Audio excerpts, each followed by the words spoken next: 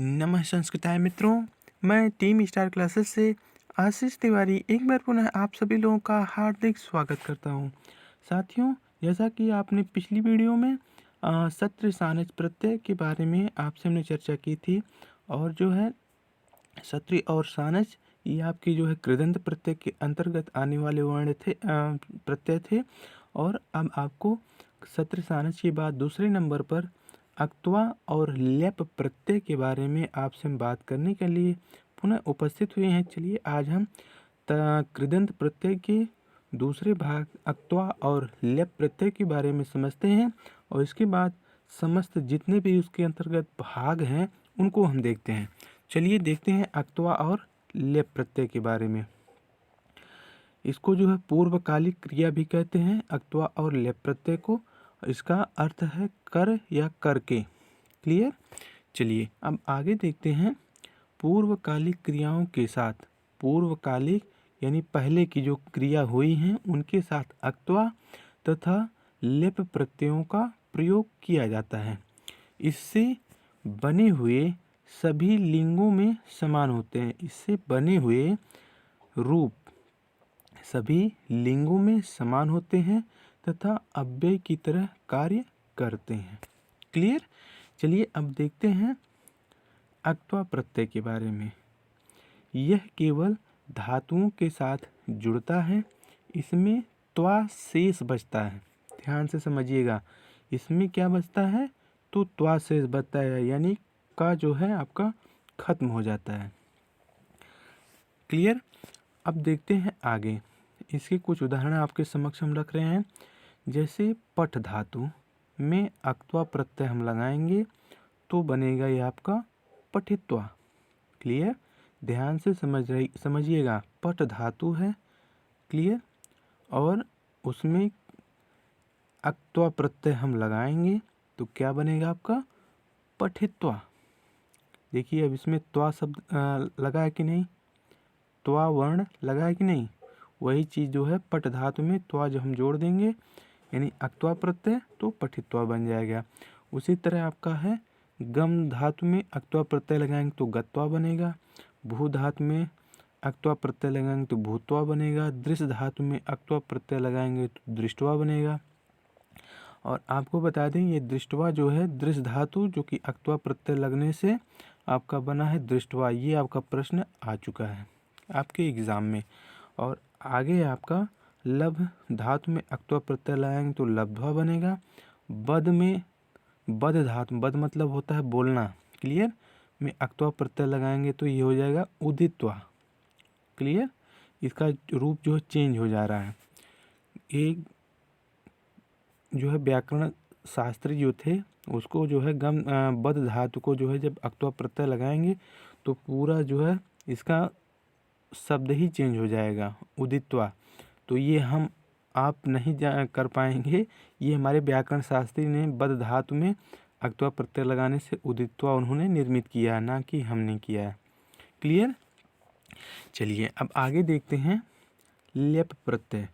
उपसर्ग से युक्त धातुओं के साथ लेप प्रत्यय का प्रयोग किया जाता है। इसमें या शेष बचता है। इसमें आपका क्या बचता है तो या शेष बचता है। और आपने अक्त्वा प्रत्यय में क्या पढ़ा था कि इसमें आपका त्वा शेष बचता है। धातुओं के बाद आपका अक्त्वा प्रत्यय लगाने पर आपका त्वा शेष बचेगा। आपका का जो है वो उसका लोप हो जाता है। और इसमें क्या है लेप में आपका आधा ला और पा का लोप हो जाएगा और आपका शेष केवल या बचेगा। क्लियर। चलिए अब देखते हैं सम उपसर्ग है आपका। उपसर्ग की बात हो रही है। उपसर्ग से युक्त धातुओं के साथ लेप प्रत्यय का प्रयोग होगा। सम उपसर्ग है, पठ धातु है, लेप प्रत्यय से क्या बनेगा तो समपठ्य बनेगा। ठीक ना, मतलब पढ़ने के साथ। तो उपसर्ग आपका लगा रहेगा। उसी प्रकार से आपका परि उपसर्ग है, भू धातु है, लेप प्रत्यय है तो बनेगा परिभूय। परि देखिए उपसर्ग लगा है, हर सब में उपसर्ग लगा रहेगा तो आप आंख मूंद कर जो है मारिएगा लेप प्रत्यय, गलत नहीं होगा। तो इसका अर्थ होगा चारों ओर होकर। क्लियर। उसी तरह आपका है आगे आंग उपसर्ग है, नी धातु है और लेप प्रत्यय है तो ये बनेगा आनीय, मतलब ले जा करके। ठीक उसी प्रकार आपका है सम उपसर्ग है, पूज धातु है, लेप प्रत्यय बनेगा समपूज्य, मतलब पूजा करके। क्लियर। और आगे आपका पर उपसर्ग है और आपका दृश्य धातु है, लेप प्रत्यय से परिदृश्य बनेगा, चारों तरफ देख करके। क्लियर। ध्यान से समझिएगा, लेप प्रत्यय में आपका शुरू का जो वर्ड होगा वो आपका क्या होगा, तो उपसर्ग होगा। दूसरा आपका क्या होगा, तो धातु होगी। तीसरा होगा प्रत्यय।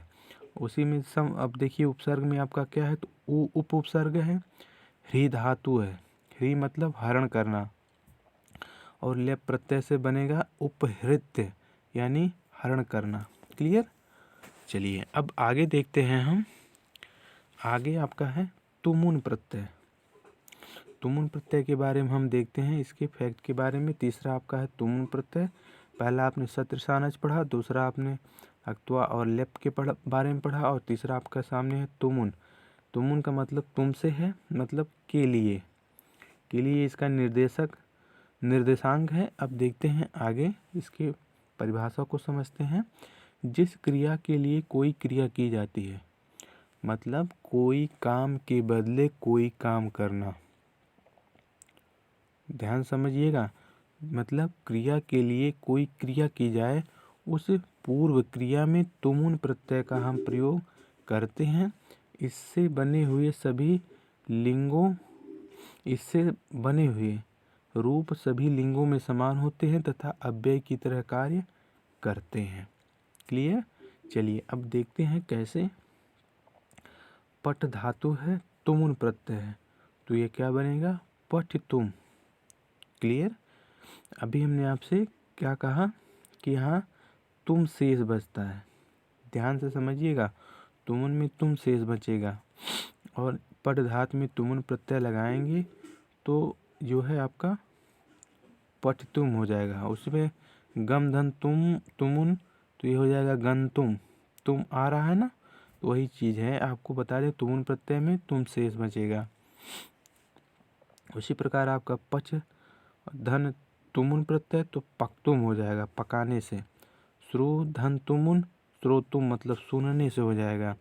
उसी प्रकार से आपका है ची धन तुमुन प्रत्यय, तो हो जाएगा चेतुम, मतलब चुनने से हो जाएगा।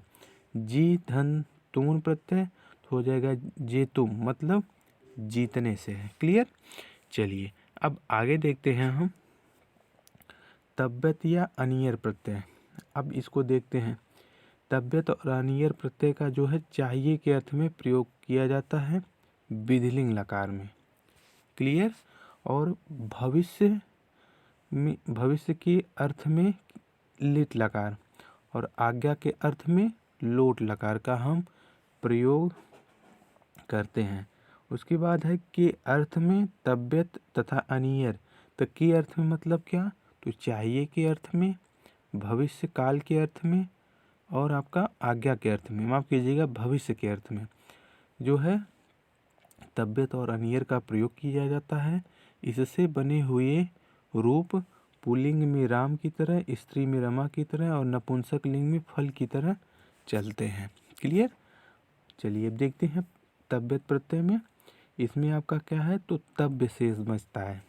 ध्यान से समझिएगा, आपको बुक पढ़ेंगे तो आपको बुक में नहीं समझ में आएगा, तो इसलिए इस बात को यहाँ पर नोट डाउन करते चलिए, समझते चलिए। तब्यत प्रत्यय में तब्य शेष बचता है, वो हम बताएंगे कैसे। पट धातु है, तब्यत प्रत्यय है, तो ये आपका पठितव्य बना। क्लियर। तो पठितव्य, तो तब्य शेष बचा ना आपका, पट धातु में पट में तब्यत जोड़ देंगे आप, तो पठितव्य बनेगा, जो कि पुल्लिंग में है। स्त्रीलिंग में पठितव्य बनेगा, और नपुंसक लिंग में पठितव्यम बनेगा। क्लियर। चलिए अब आगे वही हाल है आपका। भू धातु में तब्यत प्रत्यय लगाएंगे तो पठितव्य, पठितव्य, पठितव्यम। उसी प्रकार से है, माफ कीजिएगा, भवितव्यम, भवितव्या और भवितव्यम। क्लियर। चलिए अब आगे है आपका हन धातु में तब्यत प्रत्यय लगेगा, तो हंतव्य मतलब आपका मारने से है, मारना चाहिए ये है। और उसके बाद हंतव्या और हंतव्यम। क्लियर। और आगे आपका दो धातु में तव्यत प्रत्यय लगाएंगे तो दो धव्य, दो धव्या और दो धव्या। क्लियर। तो ये आपका तव्यत प्रत्यय में प्रयोग होंगे, ये आपके तव्य आपके शेष बच रहे हैं लास्ट में। तो वही है तव्यत प्रत्यय में आपका तव्य शेष बचता है। तो जो है जो भी आप धातु लगाएं आपके समक्ष आएगी, उसमें तव्यत प्रत्यय जोड़कर एक नया शब्द पूछेगा कि इससे कौन सा शब्द निर्मित होगा, तो यही आपके जो है शब्द निर्मित होंगे। क्लियर। पूछ लेगा कि पट धातु में तव्यत प्रत्यय लगाएंगे तो स्त्री, स्त्री में जो है आपका क्या बनेगा, तो पठितव्या बनेगा। क्लियर। नपुंसकलिंग में पठितव्यम बनेगा, और पट धातु में जो है पुल्लिंग में तव्यत प्रत्यय लगाएंगे तो पठितव्य बनेगा। क्लियर। चलिए अब आगे है अनियर प्रत्यय। अनियर प्रत्यय के फैक्ट को देख लें। इसमें आपका क्या है, शेष बचता है तो अनीय शेष बचता है। क्लियर। चलिए इसको अध्ययन करते हैं हम। पट धातु में अनियर प्रत्यय लगाएंगे तो पठनीय हो जाएगा। क्लियर। क्योंकि इसमें जो है आपका अनीय शेष बचता है, तो पठ, ठा में आह लगा हुआ है। क्लियर। अब यहाँ पे देखिए पठ में आ निकला, इसलिए ठा पे हलंत है, और ये आपका पठनीय तो अनीय। तो यहाँ पे हमने क्या कहा कि अनीय शेष बचता है, तो लास्ट में आपका अनीय बचा, और स्त्री में आपका पठनीय हो गया और नपुंसकलिंग में पठनीयम हो गया। ठीक उसी प्रकार से सी धातु है, अनियर प्रत्यय लगाएंगे तो सैनीय मतलब सोने से है, सैनीय और शयनीयम। और वही प्रक्रिया आगे है आपका सह धातु है, अनियर प्रत्यय लगेगा तो सहनीय, सहनीया, सहनीयम। तो सहनीय, अब देखिए हमने आपसे बताया था ना चाहिए के अर्थ में होता है इसका अर्थ जो है, तो सहनीय मतलब सहना चाहिए, सहनीया मतलब सहो, और सहनीयम मतलब होगा सहोगे। क्लियर। तो ये जो है आपका अनियर प्रत्यय का हो गया। और आपका आगे है अक्त और अक्तवत प्रत्यय। तो अक्तवत, अक्त और अक्तवत में निष्ठा संज्ञा होती है, ये चीज़ आप ध्यान में रखिएगा। यहाँ से आपका प्रश्न बन चुका है आपकी मॉडल पेपर में, ये सीधा सीधा दे दिया था। अक्त और अक्तवत में कौन सी संज्ञा होती है, तो आपकी क्या होती है, तो निष्ठा संज्ञा होती है। ये चीज़ आप ध्यान में रखिएगा भैया।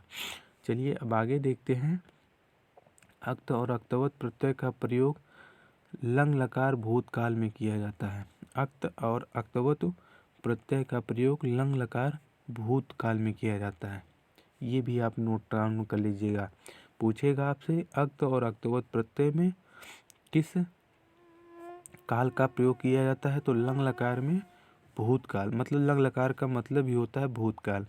ये आपका संस्कृत में वर्ड है, और ये आपका भूतकाल हिंदी है, ये आपका संस्कृत है। क्लियर। आपको आगे बता दें कर्मवाच्य भाववाच्य में अक्त प्रत्यय का प्रयोग किया जाता है, इसमें कर्ता तृतीया में होता है। ये आपका क्या है, तो ये चीज़ आपका कर्मवाच्य और भाववाच्य और एक आपका कर्तवाच्य, ये तीन वाच्य हैं। अब हम जो है प्रत्यय का जो है चैप्टर क्लोज करने के बाद आपको वाच्य से संबंधित जानकारी लेकर एक नया प्रकरण वाच्य का आपके समक्ष उपस्थित होंगे। तो चलिए अब आगे देखते हैं। अब देखते हैं अक्त प्रत्यय के बारे में। इसमें आपका क्या है, तो त शेष बचता है। क्लियर। त आपका शेष बचता है। चलिए अब आगे देखते हैं हम। पा धातु अक्त प्रत्यय में आपका बनेगा तो पीता, हमने क्या कहा, ता शेष बचता है। क्लियर। तो पा धातु में अक्त प्रत्यय जोड़ेंगे तो हो जाएगा पीता। वैसे आपका है कथ धातु अक्त प्रत्यय में कथित। क्लियर। शुरू में आपका श्रुत हो जाएगा, दुह के साथ अक्त प्रत्यय लगेगा तो दुग्ध हो जाएगा। क्लियर। इसी प्रकार आपका गम धातु में अक्त प्रत्यय लगेगा तो आपका गतः बन जाएगा। पठ में आपका अक्त प्रत्यय लगेगा तो यह हो जाएगा पठित। तो इसमें अक्त में का लोप हो जाएगा और आपका ता जो है शेष बचेगा। क्लियर। चलिए अब आगे देखते हैं अक्तवत प्रत्यय। इसके बारे में हम देखते हैं। अक्तवत में ये क्या कहता है कि इसमें तवत शेष बचता है। इसमें यानी आगे का का जो है लोप हो जाता है और तवत शब्द शेष बचता है। चलिए अब इसके उदाहरणों को देखते हैं हम। पट धातु अक्तवत प्रत्यय में अक्तवत प्रत्यय जब हम जोड़ेंगे तो यह हो जाएगा पठितवान यानी पढ़ा। क्लियर। उसी प्रकार से आपका नी धातु अक्तवत प्रत्यय लगेगा तो नीतवान। आपसे हमने क्या कहा था कि तवत शेष बचता है, तो तवत में आपका पठित वान। अब ये ता जो है आपका ना में चेंज हो गया। ता जो है आपका पहला वर्ण है आपका, और ये ना जो है अंतिम है त थ द ध न, तो पांचवें में परिवर्तित हो गया। ता जो है ये तवत में जो आपका ता लगा हुआ ना, तो ये देखिए त व और न, तो ता जो है आपका न में चेंज हो गया तो पठितवान हो गया। उसी आपका नी है, नी धातु में अक्तवत प्रत्यय लगेगा तो नीतवान मतलब ले गया। क्री धातु में तवत प्रत्यय लगाएंगे तो कृतवान मतलब करने से है, किया। दृष्ट धातु में अक्तवत प्रत्यय लगाएंगे तो दृष्टवान मतलब देखने से है। क्लियर। चलिए अब आगे देखते हैं हड़ाउल प्रत्यय। अब इसमें जो है आपका वो का जो है चेंजिंग होगा अक में। ये कैसे, समझ में नहीं आया होगा आपको। चलिए हम बताते हैं कैसे। कर्ता अर्थ में हड़ाउल प्रत्यय का प्रयोग किया जाता है। ये जो हमने वो और अक लिखा है, इसको हम बता रहे हैं, ध्यान से समझिएगा कैसे है।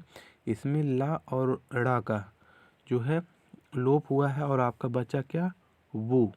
अब वो को जो है युवार नाको सूत्र से जो है अक आदेश हो जाता है। ये जो है महर्षि पाणिनि जी की रचना है, जो है उन्होंने ऐसे ही मतलब इसका चेंजिंग किया है, तो इसलिए आपको हमको इस चीज़ को स्वीकार करना होगा। यही चीज़ हमने आपको पहले भी बताया, जो आपसे हमने वद धातु के बारे में चर्चा की थी, तो वो हो जाएगा उदित्वा मतलब बोलने से। तो वहाँ पर वद की बात की हमने और वहाँ पे वा जो है ऊ में बदल गया। तो ये तो व्याकरण शास्त्री ही जाने कैसे उन्होंने किया, लेकिन जो भी किया उसका एक सूत्र भी दिया है। इसमें ड़उल में आपका कैसे होगा उसको देखते हैं। कर्ता अर्थ में ऋणाउल प्रत्यय का प्रयोग किया जाता है। इसमें वो शेष बचता है और तथा जो है युवार नाको सूत्र से वो को अक आदेश हो जाता है। क्लियर। चलिए कैसे होता है देखते हैं। पट धातु में ड़उल प्रत्यय लगाएंगे तो पाठक हो जाएगा। क्लियर। तो ये जो है अक आदेश हो रहा है कि नहीं, देखिए ध्यान से। ये जो है आपका ला और ड़ा को का लोप हो जा रहा है और आपका बच रहा है वो, और वो जो है आपका क्या होगा, अक में परिवर्तित होगा। यहाँ पट धातु है मतलब पढ़ने से, और उसमें जब अक लग जाएगा तो पट पाठक में था यदि हम हलंत करें तो अ निकल जाएगा और उसके बाद क बचेगा, तो वही यहाँ पे अक लिखा है हमने, ठीक ना। तो ये हो जाएगा पाठक मतलब जो भी अध्ययन करने वाला है, पढ़ने वाला है, वही है पाठक, ठीक ना। क्री में जब ड़उल प्रत्यय लगाएंगे तो ये हो जाएगा कारक। उसी प्रकार से आपका है भू धन ड़उल प्रत्यय तो ये हो जाएगा भावुक। गय धन ड़उल प्रत्यय तो ये हो जाएगा गायक। तो गय धन ड़उल तो ये जो है आपका गायक में परिवर्तित हो जाएगा। तो यही चीज़ जो है आपको ये ध्यान देना होगा कि ड़उल प्रत्यय में क्या शेष बचता है, तो वो का अक शेष बचता है। तो जो आपके सामने ये हमने कुछ शब्दों को रखा, इसे आप पहचानिए, और भी ना समझ में आए तो फिर से वीडियो को पॉज करके पुनः दोबारा सुने और देखें। चलिए अब आगे देखते हैं ल्युट प्रत्यय। ल्युट प्रत्यय में आपका यू का अन शेष बचता है। अभी आपने वहाँ पे क्या पढ़ा, तो वो का अक आदेश हो जाता है, मतलब वो का अक शेष बचता है। यहाँ पे यू का अन शेष बचता है। अब देखते कैसे है, परिभाषा देख ले हम। भाववाचक क्रियाओं ल्युट प्रत्यय का प्रयोग करते हैं। भाववाचक क्रियाओं में यहाँ पे में लिख लीजिएगा, भाववाचक क्रियाओं में ल्युट प्रत्यय का प्रयोग करते हैं। इसमें यू शेष बचता है तथा यू को युवार नाकौ सूत्र से अन आदेश हो जाता है। क्लियर। वहाँ पे क्या हो रहा था, तो वो का जो है अक में चेंज हो जा रहा था।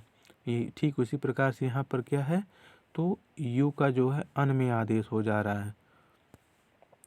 तो श्रुधन ल्युट तो श्रवणम। क्लियर। तो अन श्रव, श्रव में वा में हम इसको वा को हलन कर दें तो अन बच रहा है कि नहीं, तो वही है आपका श्रवणम। नी धातु में ल्युट प्रत्यय तो नयनम। क्लियर। और आपका है पठ धातु ल्युट प्रत्यय तो पठनम। गम धातु में ल्युट प्रत्यय लगाएंगे तो गमनम। तो यहाँ पे गम तो है ही है और उसके बाद अन आदेश हो जा रहा है। तो देखिए माँ में यहाँ पर आपका हलंत है, ठीक ना। और उसके बाद जब अन जुड़ेगा तो माँ पूरा हो जाएगा और अन आपका जुड़ जाएगा। और ये माँ तो इसका कोई मतलब नहीं है, तो आधा होता है ये पीछे, तो ये हो जाएगा आपका गमनम। क्लियर। चलिए अब आगे देखते हैं आपका स्त्री प्रत्यय। स्त्री प्रत्यय को देखते हैं हम। इसमें पहला आपका अक्तिन। अक्तिन में आपका ती शेष बचता है। चलिए देखते हैं इसके बारे में। किसी धातु से स्त्रीवाची पद बनाने में जो है अक्तिन प्रत्यय का प्रयोग करते हैं, इसमें ती शेष बचता है। क्लियर। चलिए गृह धन अक्तिन। अब इसके उदाहरणों को देखते हैं हम। गृह धन अक्तिन तो ये हो जाएगा घृति। इसमें अक्तिन प्रत्यय में आपका ती शेष बचता है। क्लियर। इसमें आपका ती शेष बचता है। और ये जो हमने शब्द लिया है ये आपका टेट 2018 में यह प्रश्न आपका आ चुका है। क्लियर। स्त्री प्रत्यय में आपका अक्तिन प्रत्यय और टाप प्रत्यय ये जो है स्त्री प्रत्यय के अंतर्गत आते हैं, जो कि आपकी कृदंत प्रत्यय के अंतर्गत है। तो ये जो है आपका घृत में अक्तिन प्रत्यय लगाएंगे तो घृत हो जाएगा। क्लियर। उसी प्रकार से गम में अक्तिन प्रत्यय लगाएंगे तो गति बन जाएगा। और आगे आपका क्री में अक्तिन प्रत्यय लगाएंगे तो कृत बन जाएगा। और भज में अक्तिन प्रत्यय लगाएंगे तो भक्ति बन जाएगा। क्लियर। चलिए उम्मीद करता हूँ कि आपको समझ में आ रहा होगा। ना समझ में आए तो फिर से बता दीजिएगा भैया कमेंट सेक्शन बॉक्स में, हम वहाँ पर हम आपको बता देंगे। चलिए आगे देखते हैं टाप प्रत्यय। टाप प्रत्यय में अ शेष बचता है। कैसे बचता है चलिए देखते हैं। किसी अकारांत पुल्लिंगवाची पद से स्त्रीवाची पद बनाने के लिए टाप प्रत्यय का प्रयोग करते हैं। अकारांत में आपका जैसे राम हो गया, बालक हो गया, ये सब अकारांत पुल्लिंगवाची शब्द हैं। इनको जब स्त्री हम बनाएंगे तो बालक का बालिका हम बना रहे हैं ना, उसी तरह से बकरा का बकरी बनाएंगे, बकरी का बकरा बनाएंगे। तो यही चीज़ है। चलिए देखते हैं आगे कैसे बनता है। अज। अज में आपका टाप प्रत्यय लगाएंगे तो अजा हो जाएगा। क्लियर। अजा मतलब आप जानते हैं ना बकरी होता है। अज का मतलब यहाँ पर क्या है, तो समझ लीजिए एक प्रकार से बकरा हो जाएगा। उसी प्रकार से आपका चटक है। चटक में टाप प्रत्यय लगाएंगे तो हो जाएगा चटका। चटका एक चिड़िया होती है ना, चकई और चकवा बोलते हैं हम अपने आम भाषा में। और इसी प्रकार से आपका एड़क में टाप प्रत्यय लगाएंगे तो इणका हो जाएगा। क्योंकि यहाँ पर आपको क्या बताया, बहुत ही सिंपल और आसान है। यहाँ पे बताया कि अ शेष बचता है तो अज शब्द अब दे देगा, आपसे प्रश्न करेगा कि अज शब्द में टाप प्रत्यय लगाने से क्या निर्मित होगा। तो टाप में बस आपको पा हटा देना है, टा हटा देना है, बचेगा क्या आपका अ बचेगा। तो अजा, अज में आप अ लगा देंगे तो हो जाएगा भैया अजा। यहाँ पे ऐसे एक पाई और खींच देंगे तो हो जाएगा ये अजा। क्लियर। इणक में आप टाप प्रत्यय लगाएं तो इणका हो जाएगा। इणका मतलब भेड़ी। क्लियर। ये आपका स्त्री है। और इसी प्रकार से आपका हमने आपसे बताया था ना, बालक में आप टाप प्रत्यय लगाएंगे तो ये हो जाएगा बालिका। सुत में टाप प्रत्यय लगाएंगे तो ये हो जाएगा सुता। सुत मतलब पुत्र में आप टाप प्रत्यय स्त्री का प्रत्यय लगाएंगे तो सुता मतलब आपकी क्या हो जाएगा पुत्री। उसी प्रकार से आपका प्राचार्य में टाप प्रत्यय लगाएंगे तो प्राचार्या। प्राचार्या पुरुष है और प्राचार्या महिला, तो स्त्री में परिवर्तित हो गया ना भैया। चलिए अब आगे देखते हैं हम। आगे है आपका तद्धित प्रत्यय। ये आपका दूसरा प्रत्यय है। अब तक आपने कृदंत प्रत्यय के बारे में समस्त प्रत्ययों को आपने देखा। अब तद्धित प्रत्यय में आपका एक प्रत्यय है मतुप प्रत्यय। मतुप में आपका मत शेष व वत शेष बचता है। मत और वत दोनों शेष बचता है। चलिए देखते हैं। मतुप में मत शेष बचता है और एक बात और वत भी शेष बचता है, ये भी नोट कर लीजिएगा। और मतुप में मत का भी आदेश होता है और वत का भी होता है। इससे बने हुए शब्द पुल्लिंग भगवत की तरह होते हैं। क्लियर। चलिए देखते हैं। धन में मतुप प्रत्यय लगाएंगे तो धनवान हो जाएगा, ये आपका स्त्री शब्द है। और ये धनवत आपका पुल्लिंग है। क्लियर। तो पुल्लिंग जो है आपका भगवत की तरह रूप चलेगा। क्लियर। तो धन धन मतुप तो धनवान, ये स्त्री प्रत्यय के अंतर्गत हो जाएगा, ये आपका पुल्लिंग में हो जाएगा। उसी प्रकार से आपका कृषक है, कृषक में मतुप प्रत्यय लगाएंगे तो कृषकवान ये आपका स्त्री में हो जाएगा और कृषकवत आपका जो है क्या हो जाएगा, तो पुल्लिंग में हो जाएगा। उसी प्रकार से आपका ज्ञान धन मतुप तो ये हो जाएगा ज्ञानवान और ये आपका ज्ञानवत, ज्ञानवत आपका पुल्लिंग में, ये आपका स्त्रीलिंग में। क्लियर। तो साथियों आज का वीडियो आपको कैसा लगा, अपना विचार हमें ज़रूर दीजिएगा। तो आज हम आपके सामने प्रत्यय का फैक्ट आपके समक्ष हमने रखा। तो आज आपका प्रत्यय समाप्त हो गया है। कल आपसे जो है हम वाच्य के बारे में चर्चा करने के लिए पुनः उपस्थित होंगे। तब तक के लिए अपना ख्याल रखिए। Take care. जय हिंद, जय भारत।